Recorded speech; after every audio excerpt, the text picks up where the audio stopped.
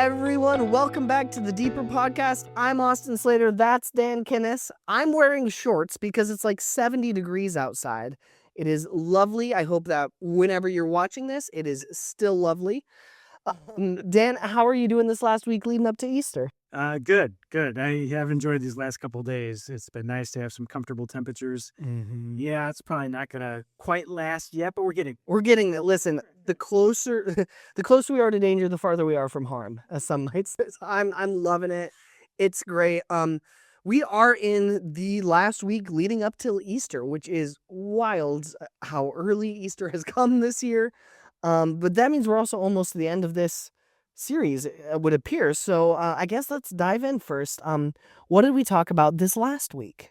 Yeah, with it being the week before Easter, it's Palm Sunday, and so we've been doing this series in the wilderness and Jesus in the wilderness. So this was kind of a transitional week, and of course, you have the Palm Sunday text when Jesus triumphantly enters into Jerusalem. There, and comes in as King in the Gospels.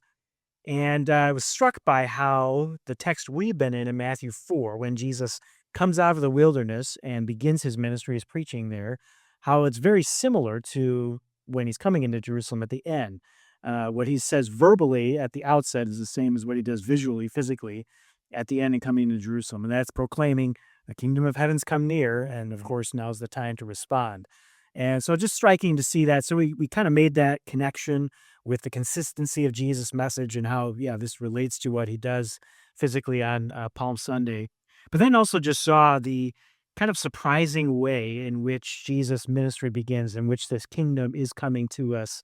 The surprising kind of withdrawal at the start, where there's a seeming moment, oh, great opportunity for confrontation. Jesus, Herod threw John the Baptist in prison, but he goes up to Galilee. And then Galilee itself is kind of surprising. Why not just Jerusalem? Even if you're not going to confront Herod, I mean, there's the place, but he goes to Galilee. And then even the message itself about repentance doesn't seem like where he'd start out to win people's hearts, but that's where he goes. And so we just talked about those kind of unexpected pieces of the kingdom coming, what it teaches us about the kingdom and Jesus himself. And then, yeah, what does that mean for us if we follow this king and want to be citizens of this kingdom and are, how does that impact the way we should then go about it? So, yeah, just a good, I think, way to kind of bring, the wilderness, coming out of the wilderness, and yeah, the kingdom's coming near as we go toward Easter. Of course, that's the good news. But yeah, good to reflect on some aspects of mission too. Yeah, oh, for sure. And I always love Palm Sunday because, again, it's so interesting to look back on Palm Sunday and see, symbolism or things like that, like, we don't, like, we do the palm branches thing. Everyone knows, yeah, Palm Sunday, the kids have palm branches and, but again, it is always good to go and revisit that and see the ways that, Jesus 2,000 years ago was flipping everything that the world expected on its head. It's always such a cool time of year. I actually have a question somewhat related to that, Dan. So when we see Jesus enter into Jerusalem, he enters on a donkey and they've got the palm branches and they're laying it out in front. And, if you've been around discussions of faith, and especially around this for a while, like, you'd know that there is some correlation there to how kings would enter cities that they had conquered. They would enter in on a mighty war horse and people would lay these things in front. And that would be how, the triumphal entry into the city that they had conquered. And obviously with Jesus doing this, he's kind of flipping that on its head. He's saying, I'm not coming on a war horse as a conquering king, but I'm doing something different. And so I thought that was really interesting because in that moment, Jesus is using a very well-known image, a very well-known tool that these kings had in that day, but flipping it on its head.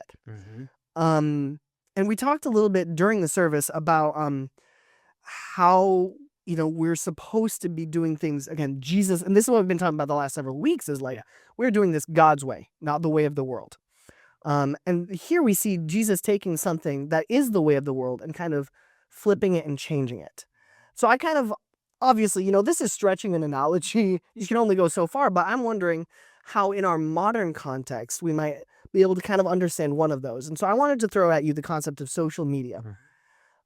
Because social media is what our interactive world seems to be based on, at least heavily influenced on these days.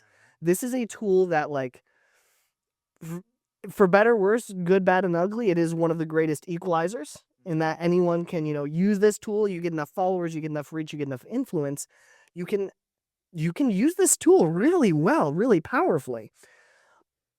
On the other hand, we've started to see how that can be really harmful, and how, especially for those of us who are believers, we believe we are called to a higher standard for how we use the tools of the world. We're not supposed to be using the tools of the world in the ways of the world. Right, right. So, just when it comes to the topic of just social media, things like this in general in our modern times, how do you think we can, just be cautious that we're making sure we're using that in a godly way? And do you have any idea, like, how do we make sure that we are using these tools in a godly, God honoring way and not using it in the way that the world has designed them to be used? Right, right. No, it's a very good question because this is something in our day and age that is very prevalent and very useful as far as communications, even relationships, lots of different things.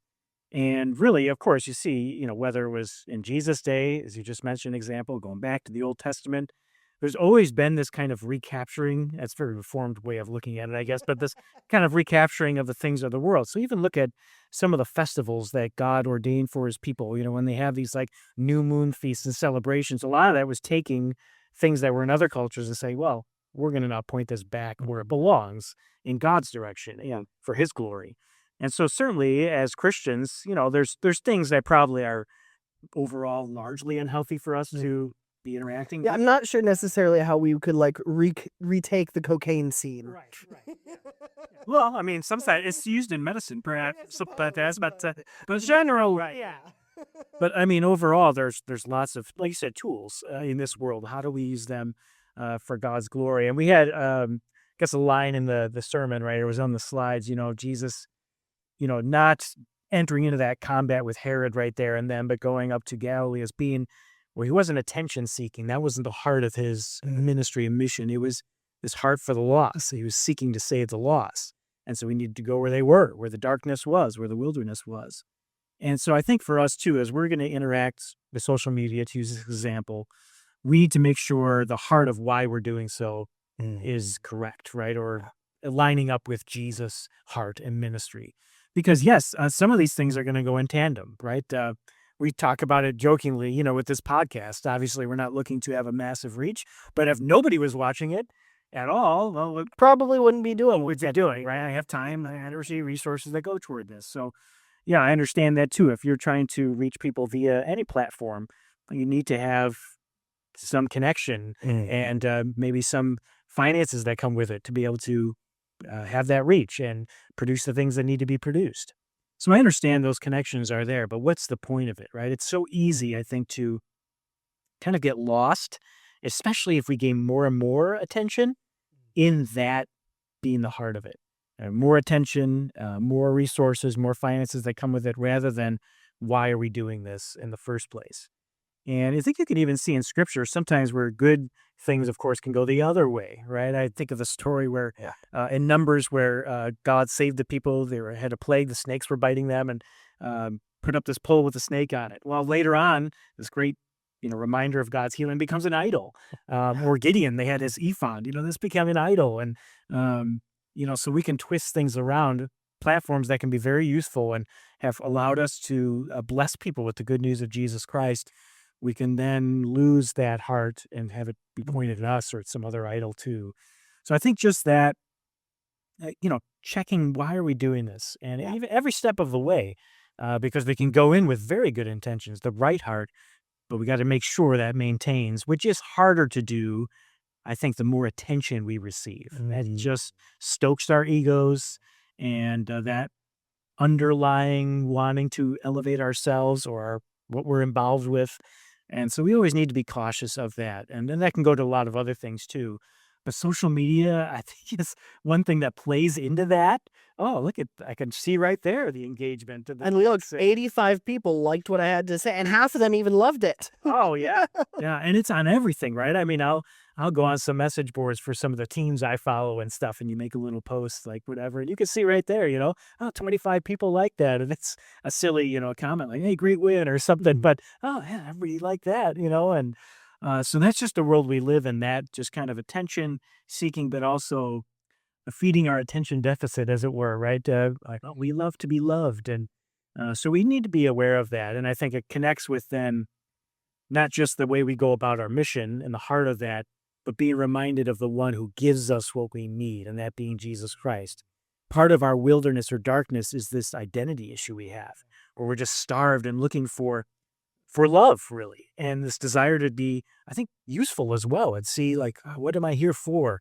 And God's proclamation to us is that this is what He gives to us in Jesus Christ. He sees us this way. He loves us so much. He's gone to the cross. So those things go hand in hand. The one, going up to Galilee because He cares so much about the people there. He cares so much about all of us. He came to earth. And then, all right, what does that look like? Knowing that, then to, all right, be on mission with Him. And so, yeah, I think, yeah, we can't, or at least I wouldn't advise like just saying, well, we can't use any of that stuff and no social media. It's just too dangerous. I think that's in some ways undermining what we believe about God and His power and the work of His Spirit. But we do need to be cautious. And very intentional Yeah. when we're doing that. Yes, and be accountable to each other in those conversations too, because it's very easy in my own mind to think I'm doing it just fine. Yeah. Yeah, it's not an issue for me. So And they're like, "Oh, maybe I am." But we never think that. no, Going up to Galilee then, because you were talking about Galilee, I'd love to, take our own little trip there, as it were. Because we talked, a bit already today and then on Sunday a lot about how, like, Jesus went to Galilee, which was not where you would go if you want to influence the culture. right, Like, that is, Jerusalem is the center of political, cultural, religious, theological, social, all of the business. yeah, All of this stuff happens here.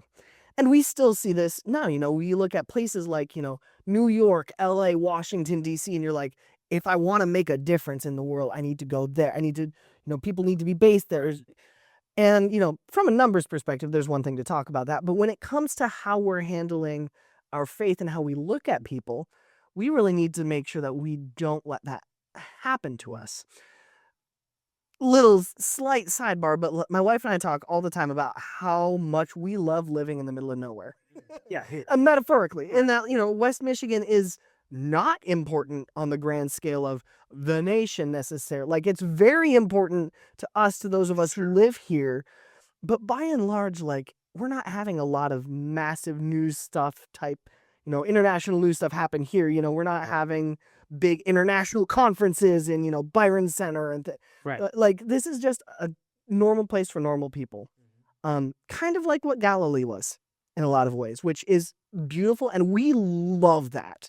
That's something we value a lot, is being in a place where people are just people. hmm Um, However, even though this is not where we would say the national spirit flows from, right, we find our own structures and we build our own structures of power, and we build our own, okay, well, this is the place where you go for this sort of influence, and people over there or people who do that, not so much.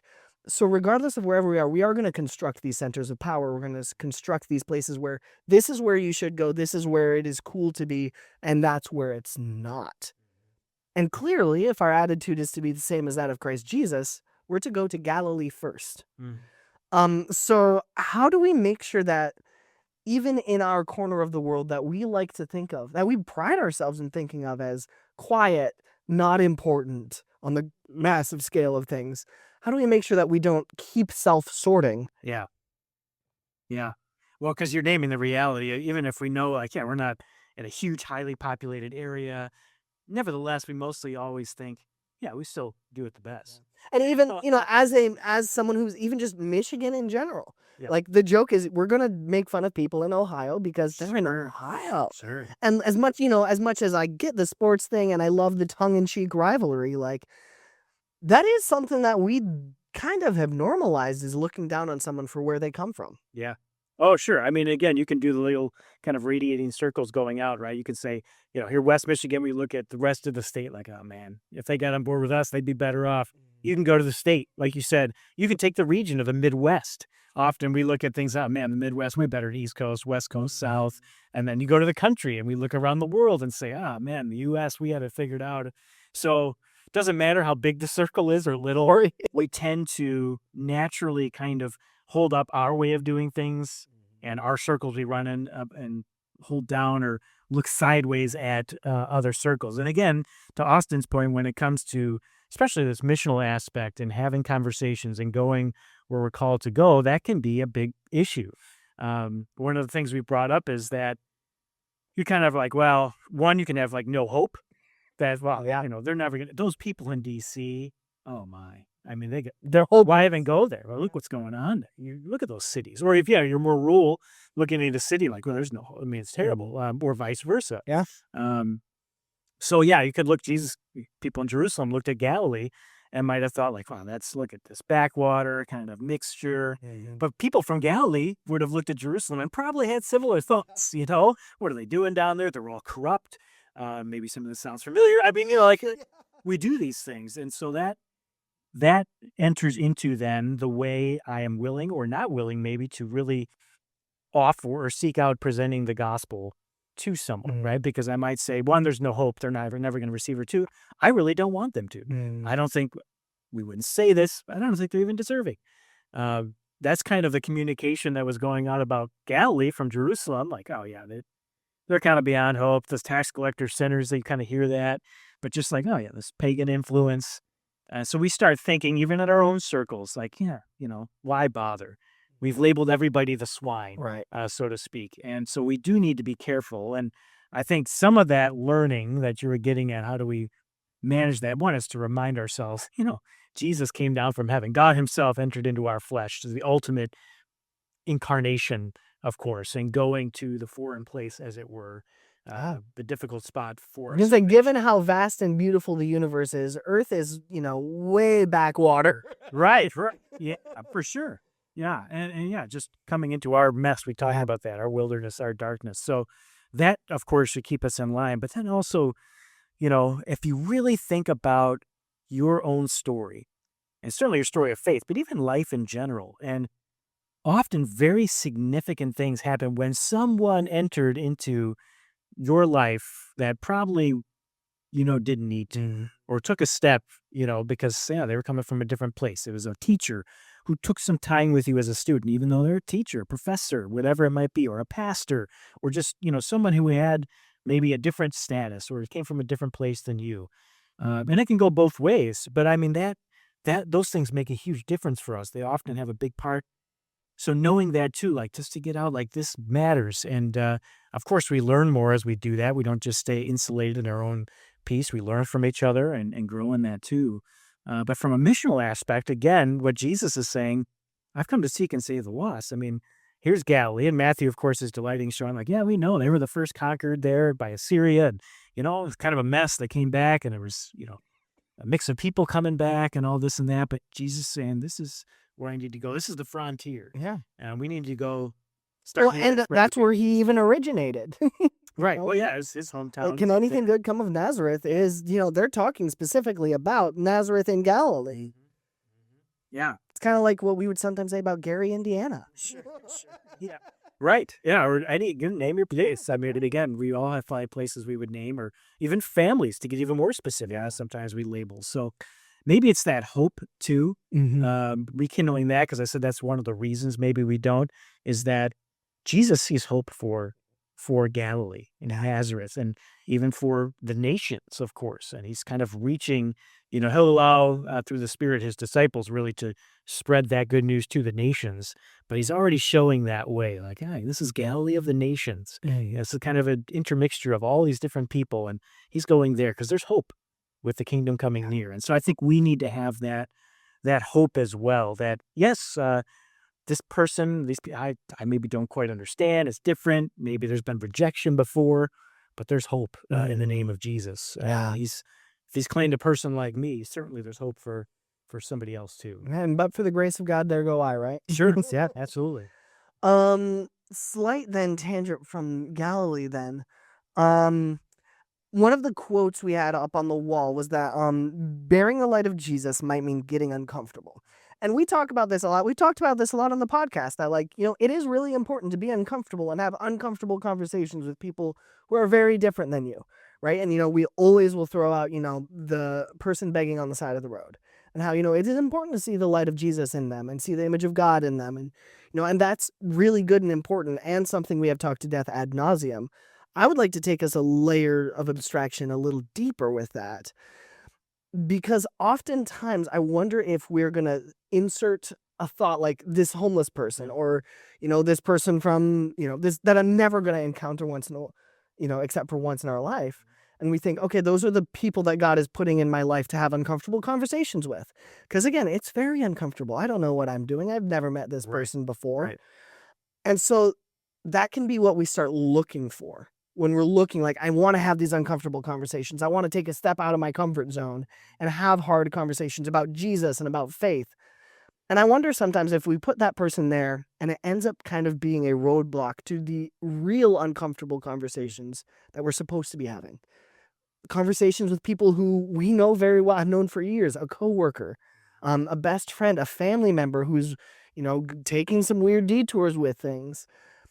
Sometimes I feel like that's the uncomfortable conversations that are more impactful. Yeah. Because again, that there's more long-term relationship there, and the risk with those conversations, those uncomfortable conversations feels so much higher. Yeah. So my question with that is first just what is your response to that? And then how can we discern which uncomfortable conversations we should be having? hmm I think it's good, Austin, especially as you think of Jesus going up to Galilee, um, and just kind of this different kind of place. But he goes there. He doesn't just pop in for a few days. I mean, he ministers largely in that region Yeah. for his entire ministry and going around that lake of Sea of Galilee and all, and I think that's a picture of it's not just this dropping in or to use the light kind of in the darkness. It's not like, oh, we drove past the cave and I threw a lamp in there. Yeah. It's like, well, I'm in this cave. Like, how do we bring light here? We're going to be here a lot. And so, yeah, there's those opportunities for the people we know, um, where, oh, maybe I need to point out something, or maybe I just hesitated being more bold with the gospel and saying, hey, have you ever thought about going to church? Mhm. Or, have you read the Bible at all? Just those questions we just tend to not bring up. Oh, it's my neighbor. I don't want to blow that relationship. So I think you're making a good point. And not that, of course, there could be absolutely the spirit Oh, leading into a 100, and conversation. yeah, I wanna say, like, that is very clearly the Spirit does call us to that Sure, often. sure. But again, I just wonder if we get so comfortable in Yeah. that level of uncomfortability. Well, yeah, or I excuse myself because I think, oh, well, yeah, here's kind of a missional context as far as like getting uncomfortable means, going across the world and serving. Well, I'm not going to do that. So, well, I guess this wasn't for me. Yeah. Well, no, yeah, your mission field might not be, somewhere in Asia or something like It that, might be South the folks at the America. construction company you work at. Right. But God's got you there for a reason. You bear his light. What does that look like? Or in your family. I think sometimes, and it might be some of you listening, where you might be one of the few believers in your family, Yeah. right? And so you're interacting a lot with folks, and maybe they're kind of like, what's going on with you in this? And um, yeah, how do we respond to those things? And yes, we want to be wise about it. We want to, of course, have the opportunity to let that light shine and be received by others. So we do need to think about how do we communicate this in a Mhm. winsome way? Yeah. How do we, of course, we don't want to do it in a way where we're just destroying a relationship we have with a neighbor, or family, or friend. Uh, but at the same time, we shouldn't just avoid. Yeah. This is who we are.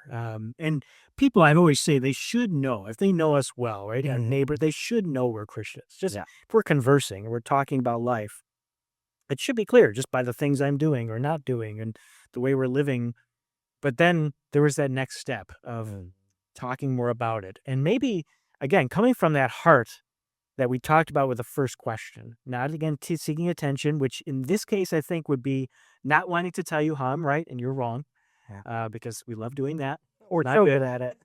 But in this case, to say, I have a heart for you. And if we are communicating out of that, largely, not always, but largely, I think people will pick up on that and receive it well.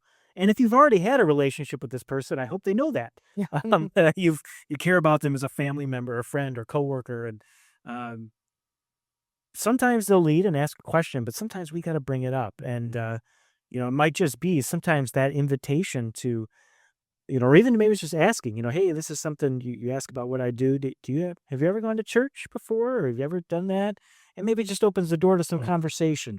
Or maybe it's a care thing where you know they're going through something, right? They've lost a loved one, or they're dealing with health issues or financial, and Mm. you just maybe say, "Hey, can I pray for you about that?" Or how else can I support you in that? And those might open the door. I mean, that's can sometimes be quite uncomfortable to offer those things up, Yeah. but we can do those things, and I don't think those are things that are going to destroy the relationship to broach them or bring them up. Mhm. And yeah, of course, following the leading of the Spirit, seeing those responses. Okay, well, that was met with resistance, and maybe I need to try a different way. But to completely avoid that, and I'm speaking to myself here too, Oh, yeah. is not um, is not what we should be doing, right? And a lot of that is more of my own, again, selfishness because I don't want to get uncomfortable. Mm. I like the way things are. Yeah. It's great for me, but is that really having the heart of Mhm. Jesus Yeah. for those in my life, especially those that, as Austin said, I'm with a lot. I Mhm. see a lot. Why does God have me in these relationships? Yeah. So, yeah, I think it's a very good point and good challenge for us as we think about what is maybe that little stretching spot for us in our lives. Yeah, well, I appreciate the insight there, Dan. What are we talking about next week on Easter? Yeah, so yeah, this obviously being Holy Week, we have a few different services with Good Friday and Easter, and Easter Sunday morning, kind of our main service, connecting with our wilderness theme a little bit and kind of taking you to the next step. So as we think about Jesus' resurrection, right, we're Mhm. seeing now the fountain of new life being poured out, right? Jesus has been raised, and we're going to go to 1 Corinthians 15, where Paul talks about Jesus' resurrection and the importance of that for us to kind of see how through this, God's turning our wilderness into a garden. And Paul uses even the image to think about the promise that as Jesus has been raised in body, we will be too. And he talks about how even in our death, we're being planted like seeds in the ground. Mm. And just like a seed looks one way, but the plant comes up that looks different, so it will be with our new bodies, right? These bodies, these earthly tents, there's going to be some connection, of course, but they're going to be so much better. Yeah. There's going to be some difference in a very good way there. And just that promise of new life. So seeing how we're still in the wilderness now. We have this freedom in Christ, but He's also bringing us home and back to the garden, as it were, where life is flourishing. So, looking forward to that, kind of bringing some of this series full circle, and of course, just marveling at the power of God and overturning death, and celebrating Jesus' resurrection and all that means for us Absolutely. today and forever. So, Ah, so good. I'm so excited.